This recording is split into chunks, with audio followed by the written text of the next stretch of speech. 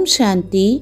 आज 25 जनवरी 2026 के अव्यक्त मूल्य का विश्लेषण और सचिंतन बिंदु। पहली पॉइंट है संतुष्टता, आत्मिक संपन्नता की पहचान। आज की अव्यक्त मूल्य में बाप दादा संतुष्ट मणियों को देखते हैं, क्योंकि संतुष्टता महान शक्ति है। यह तब आती है जब आत्मा को सर्व प्राप्तियों का अनुभव हो। संतुष्ट आत्मा का चेहरा सदा प्रसन्न रहता है और कोई भी परिस्थिति उसकी स्वस्थिति को हिला नहीं सकती। ऐसी आत्मा के लिए परिस्थिति बोझ नहीं बल्कि मनोरंजन बन जाती है। दूसरी पॉइंट है कभी कभी से सदा की स्थिति।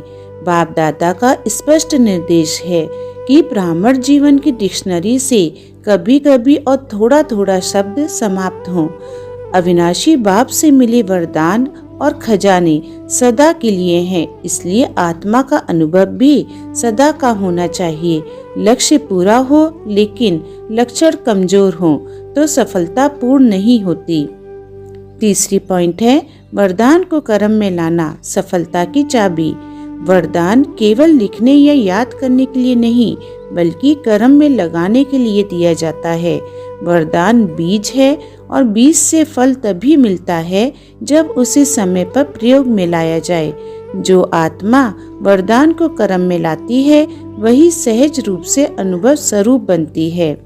चौथी पॉइंट है चारों सब्जेक्ट में अनुभव की अथॉरिटी। ज्ञान, योग, धारणा और सेवा चारों में प्रयास तो है, लेकिन अनुभव की अथॉरिटी की कमी दिखाई देती है।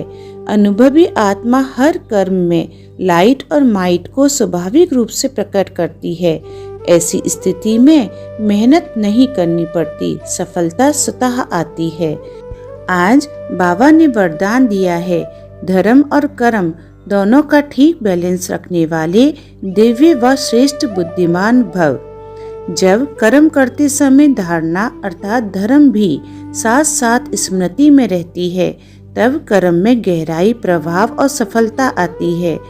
धर्म और कर्म का संतुलन ही आत्मा को साधारण से श्रेष्ठ बनाता है और यही दिव्य बुद्धि की पहचान है। स्वचिंतन बिंदु है पहला, क्या मैं अपने हर कर्म में आत्मिक स्थिति और धारणा को साथ रखता हूँ?